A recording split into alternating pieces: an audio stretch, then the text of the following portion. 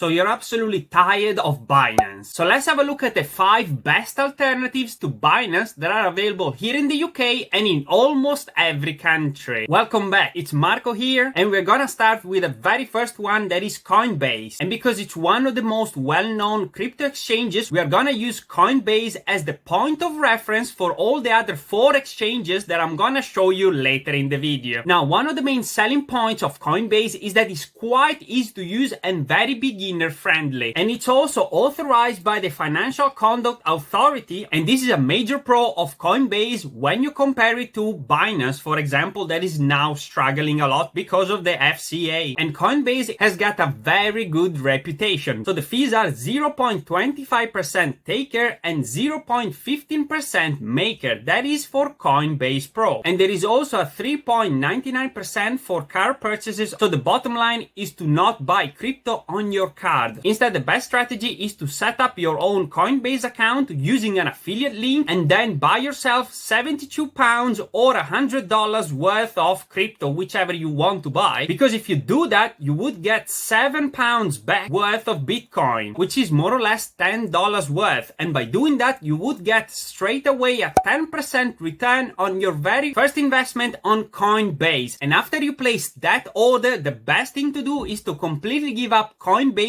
and to start using Coinbase Pro, which you can activate after you get your Coinbase account. So that's the strategy. First of all, Coinbase and then Coinbase Pro. And by the way, if at the end of this video you decide to try Coinbase, I've got my affiliate link in the description below, and you will get obviously the free £7 worth of Bitcoin if you place your first order. And now let's move on to the second exchange, which is called CEX.io, and that is based in the UK. That's the main selling point. This is what the website looks like, and as you can see, country Great Britain, so they're based here in the UK, in London actually. Now they have an app which is very good, and you also have instant buys and sell widgets for crypto investors. It's not as easy as Coinbase, and you also have spot and margin trading, meaning you use leverage to buy crypto, which is quite dangerous. I'm not advising it, but that's one option for you to have. Now this exchange is pretty small compared to Coinbase, and it also has a different type of FCA approval. Now CEX is number 51 on the chart on the exchanges by size, so that means that it's pretty small compared to obviously Coinbase, Binance and all of those. And CEX is also being authorized by the FCA, as I told you, but in this case, so you see that's the list basically, but in this case is a crypto asset firm with temporary registration, which in summary means appearing on this list does not mean that the FCA has assessed them as fit and proper. And so this FCA approval is more of an initial authorization to let you trade in the market until the FCA actually carries out their own audit, and then they give you their final score. So bear that in mind when you decide to pick this exchange, because things can change at a moment's notice. Speaking of which, if there are any changes for Coinbase or any of the exchanges I'm gonna talk about in this video, or if you want to stay up to date on the cheapest crypto exchanges, this is the channel for you, because I make this video on a regular basis so that you're always on the best crypto exchange for your money. Now, very important for any exchange, and CEX is no difference, are the fees. And as you can see, maker is 0.16% and taker is 0.25%. And that is on its own on the same level as Coinbase. Actually, in terms of maker is a little bit worse. Card deposits 2.99%, withdrawals 3% for Visa, 1.2% for MasterCard and so on. But I recommend to not do it ever. The best way is always